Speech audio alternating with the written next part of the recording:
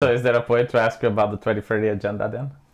Well, the Agenda 2030, if you mean the document. Yeah, well, the zero carbon 2030. Right, yeah. right. It's almost the same document as Agenda 2021, and it's almost the same document as Agenda 1990. Should I go on? Mm-hmm.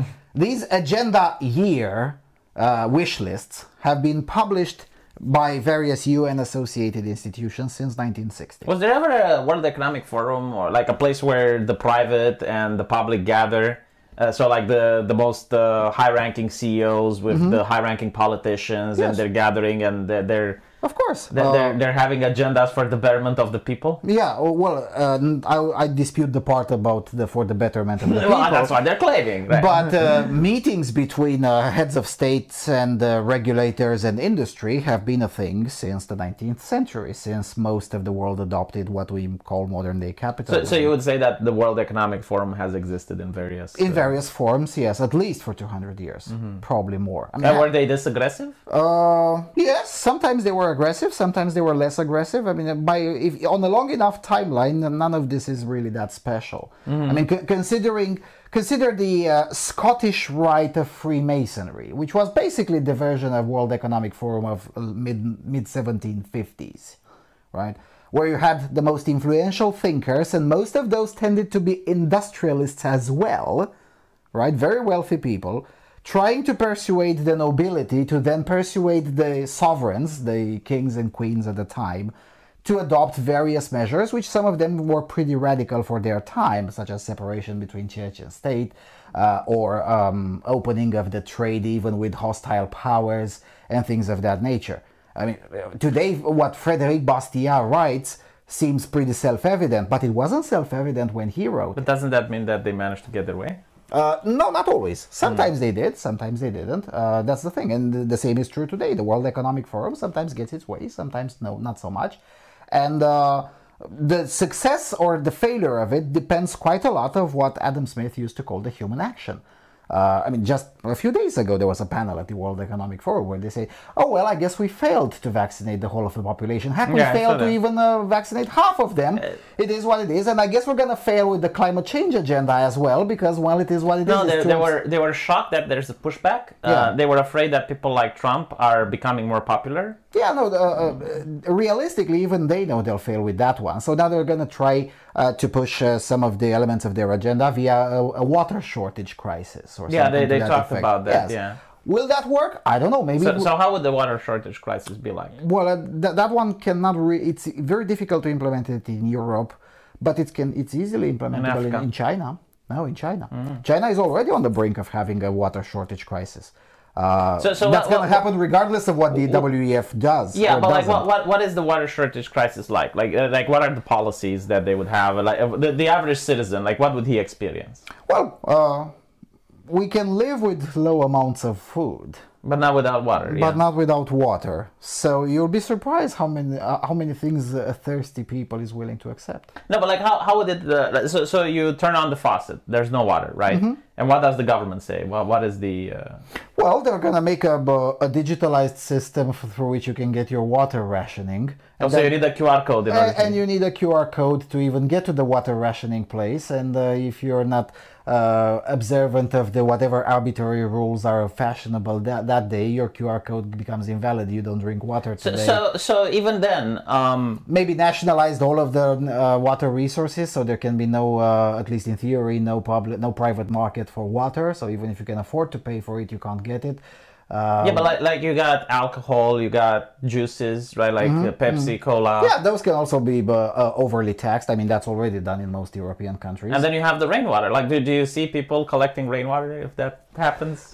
I'm sure it will be attempted, Wells. but don't forget that rainwater is already illegal to collect. Now, Yeah, but like, come on. How are difficult they to going to enforce it? It's difficult to enforce, yes, but imagine if you have a universal QR code system where everyone gets their water ration through that. Well, you haven't shown up to take your ration in months or years, and yet you're still alive. You must be illegally collecting rainwater.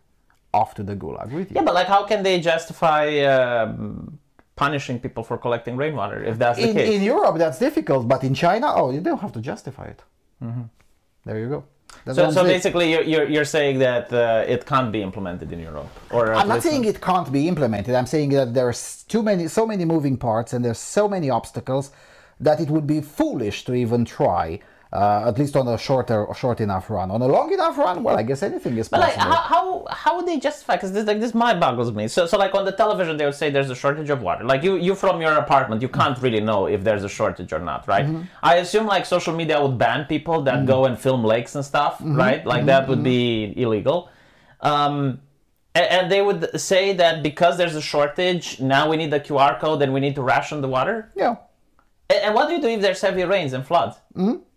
Well, again, in China this would work because there aren't that many. No, but like in Romania, I'm talking locally. Well, here it probably wouldn't work, just like the pandemic project didn't really work. I mean, most of Eastern Europe has seen various versions of this movie before. That's why They poisoned the water, the terrorists, after like during the revolution. We actually had that. Yeah, but even that one wasn't really bought by most people because most people didn't have a TV.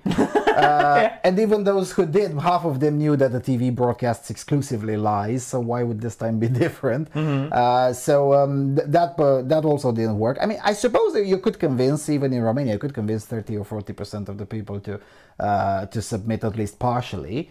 But even there, half of those who would legally submit would in fact committing various forms of fraud. Yeah, like the thing that I expected is that they would force like the agricultural industry and people who need water in order to grow food and stuff. It would force them to have QR codes, but like the average person. No, like to force you personally to have a QR code. That's just it can be attempted. I'm not saying it will necessarily work, but there is one way of doing it. Again, every time someone describes these things, the conspiracy-minded among us tend to assume that it would necessarily work. No, I just don't even know how they can do it, especially when you have a rural area with people with a well. Yes, but even those can. I mean, technically speaking, it's already illegal to have your own well. Not in Romania, but it is illegal in Czechia. It is illegal in some regions of Italy. It is illegal in some regions of France. How do they justify it, though? They don't have to justify it because for now most people don't even know the law exists.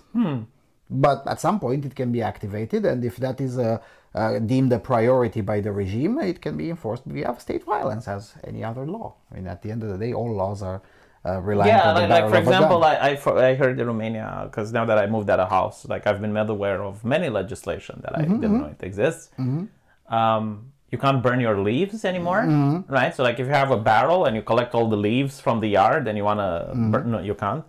You can't grow chickens if you're in a residential area? You can, as long as you're not in a city. So like here I can't, yes, for example. Yes. And then there's like many laws like that many people don't even know. The dumbest law though, like I have a dog here, which is a little bit aggressive, but it's not mine, like it's no one's dog. And I was wondering, okay, well, what if I catch it and I take it somewhere else, right? That's illegal, you can't do that. I asked, okay, so what do I do? Well, we're supposed to call the mayor, right? And he doesn't do anything, right? There were people upset, like they're not sending the dog catchers. So like, okay, you can't, obviously, I'm not even thinking about it, but like hypothetically speaking, if someone were to poison that dog, they go to prison. Only if they get caught. I mean, no, but like we're talking legally. We're not talking criminal activity. Well, legally, owning a crossbow is perfectly legal.